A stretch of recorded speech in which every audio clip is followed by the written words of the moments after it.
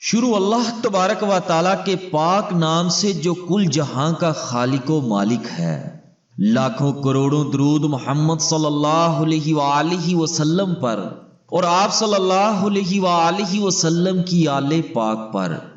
دوران بیان ہونے والی غلطی، کوتاہی، کمی بیشی، گستاخی اور زبان کی لغزش وغیرہ ہو جائے تو اللہ تبارک و تعالیٰ سے دعا کرتا ہوں کہ اللہ تعالیٰ اپنے خاص فضل سے معاف فرمائے، آمین ثم آمین۔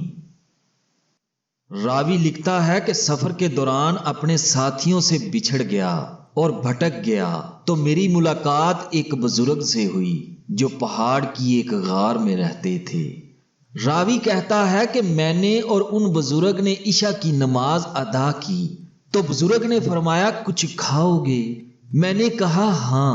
فرمایا غار کے اندر درجہ میں چلے جاؤ اور جو ملے کھا لو۔ میں اندر گیا تو ایک پتھر پر اخروٹ، منکی، خرنوب، سیب، انجیر یہ سب چیزیں ایک ایک طرف رکھی ہوئی پائیں۔ میں نے جتنا چاہا ان میں سے کھا لیا۔ رات بھر وہ بزرگ جاگتے ہی رہے۔ جب سحر کا وقت ہوا تو انہوں نے نماز وتر ادا کی، پھر جو کچھ موجود تھا اس میں سے کھایا اور بیٹھے رہے، یہاں تک کہ صبح و فجر کی نماز ادا کی اور بیٹھے ہی بیٹھے سو گئے، حتیٰ کہ آفتاب طلوع ہو کر بقدر 2 نیزوں کے بلند ہو گیا تو وہ بزرگ کھڑے ہوئے اور وضو کر کے غار میں داخل ہو گئے۔ میں نے دریافت کیا کہ حضرت یہ میوہ کہاں سے آتا ہے؟ اس سے اچھا تو میں نے کبھی نہیں کھایا۔ بزرگ فرمانے لگے یہ تم آنکھوں سے دیکھ لو گے۔ اتنے میں کیا ہوتا ہے کہ ایک پرندہ آتا ہے جس کے دونوں بازو سفید، سینہ سرخ اور گلا سبز تھا، اس کی چونچ میں منکی اور پاؤں کے بیچ میں اخروٹ تھے۔ اس نے منکی کو منکی پر اور اخروٹ کو اخروٹ پر رکھ دیا۔ جب ان بزرگ نے اس پرندے کے پروں کی آہٹ سنی تو فرمایا تم نے دیکھ لیا؟ میں نے کہا جی ہاں۔ فرمایا یہی پرندہ میرے پاس یہ چیزیں لاتا ہے اور پچھلے 30 سال سے لا رہا ہے۔ میں نے عرض کی حضور دن میں کتنی بار آتا جاتا ہے؟ فرمایا 7 بار۔ جب میں نے اس کے آنے جانے کا حساب کیا تو پرندہ 15 بار آیا اور 15 بار گیا۔ میں نے ان بزرگ سے ذکر کیا تو بزرگ فرمانے لگے تمہارے واسطے 1 بار زیادہ لاتا ہے۔ اور راوی کہتا ہے کہ میں نے دیکھا ان بزرگ کا لباس ایک چھال کا تھا جو کیلے کے مثل تھا۔ میں نے پوچھا یہ کہاں سے آپ کے پاس آتا ہے؟ بزرگ فرمانے لگے یہی پرندہ عاشورہ کے روز 10 ٹکڑے اس چھال کے لاتا ہے، میں اس کا کرتا یا پجامہ بنا لیتا ہوں۔ ان بزرگ کے پاس ایک سوا بھی تھا جس سے وہ چھال سیتے تھے اور وہی پھٹی پرانی چھال کے ٹکڑے ان بزرگ کے نیچے بچھے ہوئے تھے۔ اور ان بزرگ کے پاس ایک پتھر تھا جس میں پانی ڈال کر اس کا پانی بالوں پر ملا جاتا تو بال اکھڑ جاتے۔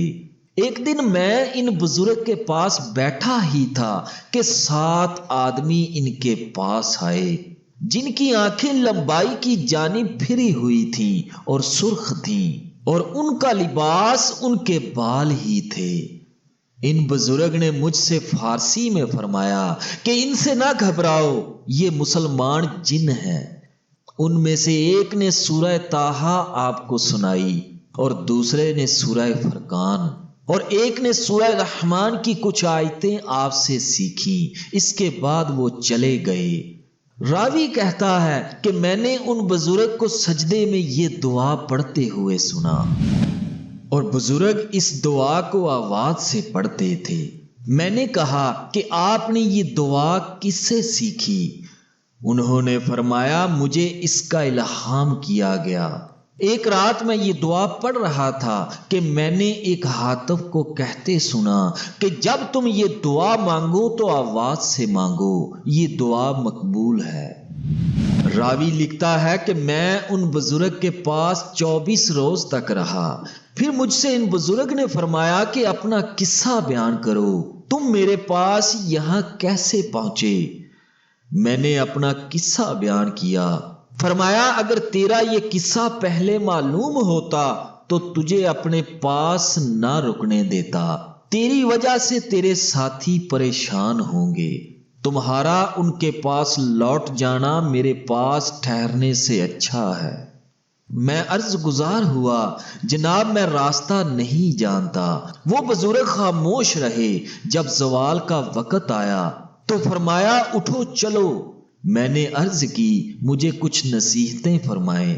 فرمایا ادب سیکھو اور بھوکا رہنا اختیار کرو، اور مجھے امید ہے کہ تم قوم سے مل جاؤ گے، اور مجھے ایک ہدیہ بھی دیا، اور یہ فرمایا کہ تم طواف زیارت کے دن زمزم اور مقام ابراہیم کے درمیان ڈھونڈو، ایک شخص ان صفات کا ملے گا، ان سے میرا سلام کہنا اور اپنے واسطے دعا کی درخواست کرنا۔ پھر وہ بزرگ مجھے لے کر غار سے باہر نکلے۔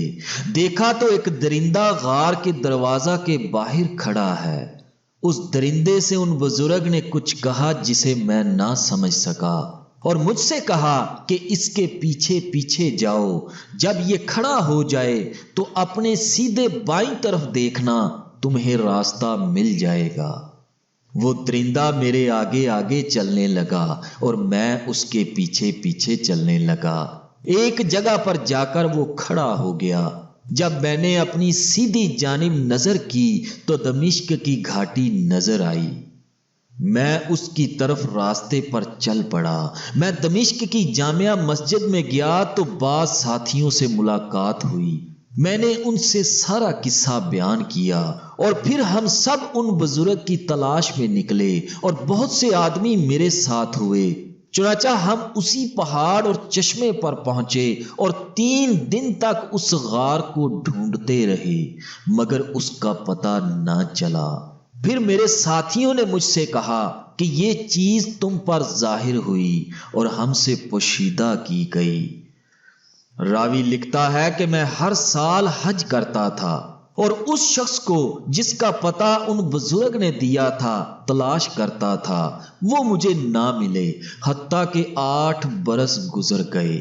اس کے بعد میں نے اس شخص کو جن کا پتہ ان بزرگ نے دیا تھا زمزم اور مقام ابراہیم کے درمیان بعد نماز عصر کے پایا۔ میں نے انہیں سلام کیا، انہوں نے جواب دیا۔ میں نے عرض کی کہ حضور میرے لیے دعا فرمائیں۔ انہوں نے میرے واسطے چند دعائیں کی۔ پھر میں نے ان سے کہا کہ ابراہیم کرمانی رحم اللہ تعالی آپ کو سلام کہتے ہیں۔